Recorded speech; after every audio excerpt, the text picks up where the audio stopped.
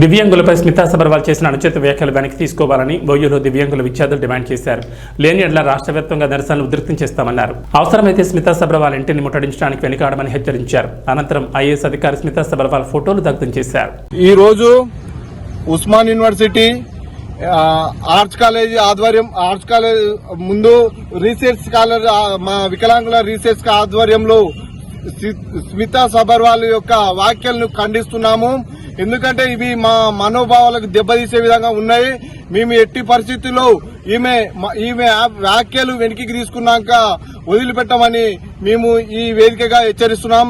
మేము కష్టపడి మా కాళ్ళ మీద మేము చదువుకొని జాబులు కొట్టుకునే వికలాంగులు మీరు ఏ ఉద్దేశంతో మాట్లాడుతున్నారో మాకు అర్థమైతలేదు.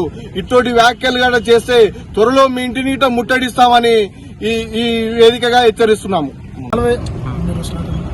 స్మితా సబర్వాల్ గారు 48 గంటల క్రితము ఎక్స్ లో ఒక దివ్యాంగుడితోటి పైలట్ గా తీసుకుంటామా, ఒక దివ్యాంగుతోటి సర్జన్ చేయించుకుంటామా, ఒక దివ్యాంగుల ఐఏఎస్ ఐపీఎస్ లాంటి సుపీరియర్ పోస్టులకు అవసరమని వికలాంగుల రిజర్వేషన్ ప్రశ్నించడం జరిగింది. ఆమె ఏం అధికారం ఉంది వికలాంగుల రిజర్వేషన్ ప్రశ్నించడానికి? ఆమె ఒక ఐఏఎస్ సీనియర్ ఐఏఎస్ అధికారి. ఒక పార్లమెంట్ చేసే చట్టాలను, ఒక రాజ్యాంగం చేసే చట్టాలను ఆమె కాపాడాల్సింది పోయి ఆ చట్టాలను తుంగలో దొక్కే విధంగా ఆ రాజ్యాంగం అమలు చేసే వాటిని అమలు పరచకుండా వికలాంగులకు చెందాల్సిన సంక్షేమ పథకాన్ని చెందకుండా ఇలాంటి వ్యాఖ్యలు చేయడం ఎంతవరకు న్యాయం?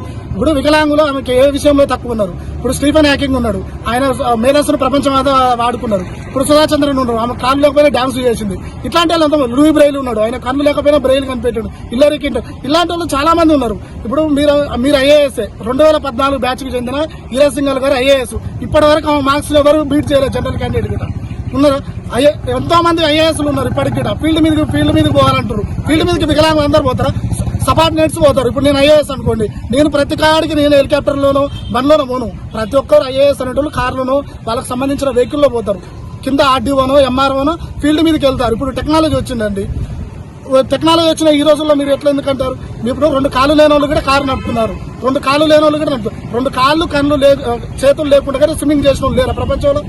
మా మేధస్సును వాడుకోండి మీరు, అంతేనా? మా ఫిజికల్ ఇప్పుడు మేము నిన్న ప్రెస్ మీట్ లో చెప్పామండి. ఈ రోజు వరకు ఆమెకు క్షమాపణలు చెప్పాలి. అలాగే రేవంత్ రెడ్డి గారు, సీతక్క గారు, చీఫ్ సెక్రటరీ గారు చట్టపరమైన చర్యలు తీసుకోవాలి. ఎందుకంటే ఇప్పుడు 2016 చట్టం ప్రకారం 92